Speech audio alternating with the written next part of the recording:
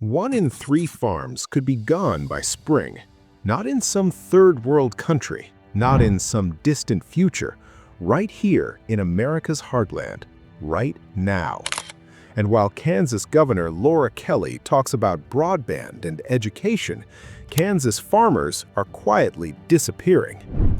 The crisis explodes.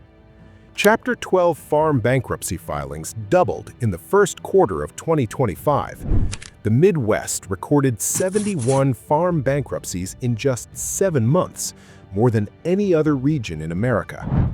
Kansas sits right in the middle of this disaster zone, alongside Wisconsin, Minnesota, and Indiana.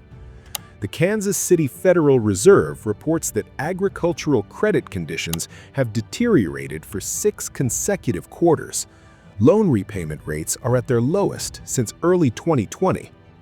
30% of agricultural lenders are seeing farmers who simply cannot pay their bills.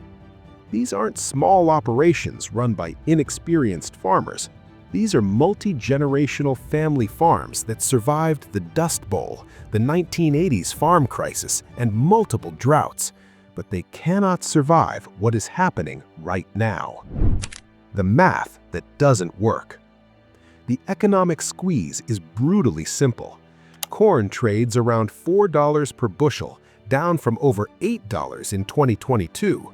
Soybeans sit below $11, down from nearly $18. Wheat stands at roughly $5 per bushel, down from peaks near $8. Meanwhile, farmers are paying more for everything they need. Fertilizer prices remain elevated. Diesel fuel costs are up. Seeds cost more. Equipment is more expensive. Interest rates on agricultural loans have doubled from 3 to 5% to 7 to 9%. Economists project that corn growers could lose about $20 billion nationally in 2025, soybean growers another $10 billion, and wheat farmers $8.5 billion. Row crop producers have lost a combined $34.6 billion this year before crop insurance. All across the board, commodity prices are low, according to Luis Rivera, agricultural economist at Texas A&M University. Equipment sales tell the real story. Tractor sales are down 13% year over year. Combine sales have collapsed 48%. John Deere dealerships across the Midwest have not sold a single $700,000 cotton picker in 6 months. When farmers stop buying equipment, dealers lay off mechanics. Input suppliers watch their customers disappear. Banks see their agricultural portfolios deteriorate. Small towns across Kansas watch their main streets empty out. What the governor isn't saying. Governor Laura Kelly delivered her State of the State address in January 2025. She talked about investing in early childhood education. She discussed broadband expansion. She mentioned Kansas's strong financial position. What she didn't mention was the farm crisis unfolding across rural Kansas. Kelly has dealt with drought emergencies, signing proclamations for affected counties throughout 2022 and 2023. But drought is a problem Kansas understands. The current crisis is different. This isn't about weather. This is about a fundamental disconnect between what it costs to farm and what farmers can sell their crops for. And on that issue, Governor Kelly has been notably silent. No emergency meetings with farm groups, no press conferences about the bankruptcy surge, no legislative proposals specifically addressing farm economic distress. Her administration announced millions for broadband grants and rural health transformation. Those are important, but they don't address the immediate crisis facing Kansas farmers who can't make their loan payments and are losing their farms. The invisible exodus. Here's what should terrify Kansas policymakers.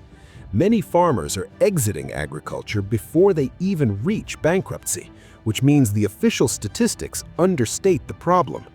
Young farmers especially won't show up in bankruptcy numbers because they're not far enough along to have significant debt. Instead, they quietly walk away. They get jobs at banks, sell tractors, work in construction, anything besides farming. Those farmers are leaving, but they won't be reflected in the statistics.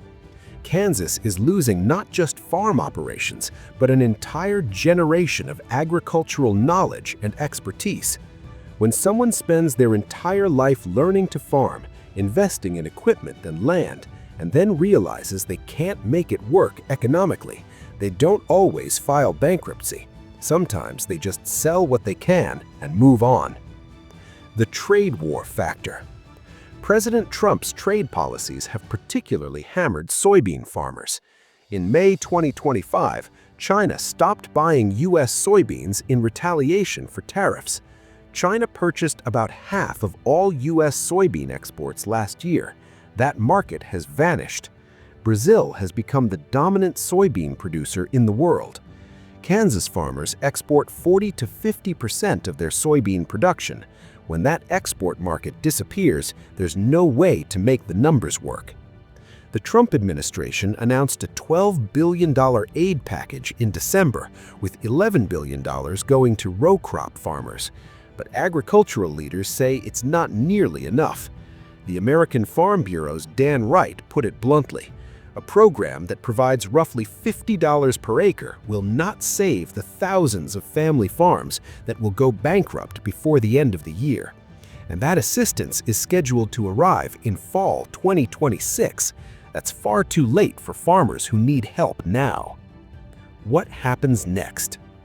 The winter and spring of 2026 for Kansas agriculture will be brutal. Farmers are meeting with their bankers right now to get loans for spring planting. Many are carrying over debt from operating loans taken out last year. Some farmers will get those loans, many won't. Chad Hart, agricultural economist at Iowa State University, said it plainly. This is going to be like the third year in a row that farmers are selling corn at below cost. Yields look great, but prices do not. A survey of over 1,000 farmers found that nearly half believe the U.S. economy is on the brink of a farm crisis. 62% were more concerned about their farm's finances than a year ago. Conclusion. Governor Laura Kelly has presided over what she describes as the strongest financial position in Kansas history. The state has budget surpluses. Economic indicators are positive.